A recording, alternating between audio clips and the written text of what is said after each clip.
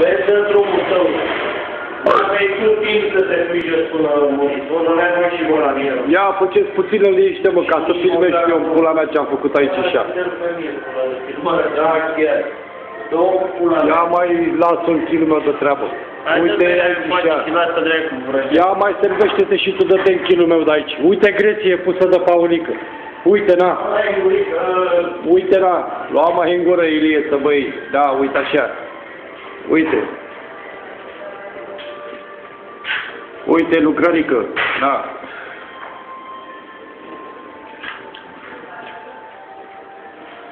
Nici nu se distinge bine cabinele astea.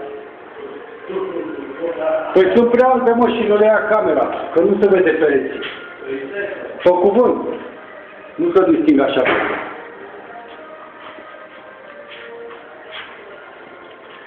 Și intrăm în magazie.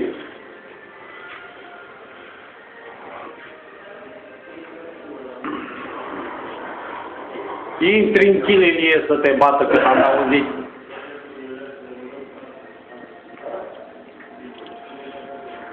Uite gresia aici și ia uite. Uite gresia aici pusă de băieții, ia uite.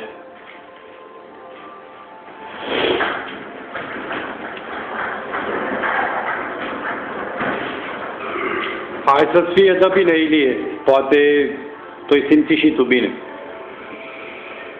Poate te-ar rămas înghițit în timp. Da. Hai că am făcut și o filmare. Uite, ăsta e Ilie, uite-l. Ăla e de pălărie. Uite, ăsta e Ilie. Și bineînțeles, el este Paul. Cine altul? Tu ești Paul? Jur că nu. Nu e Paul. Și să se vadă și filma de afară. Filma e pentru viitor.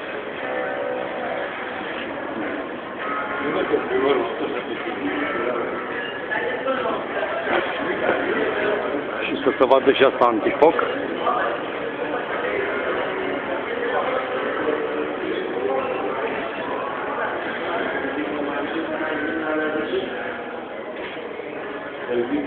Hai, după încheiem filmarea, la revedere!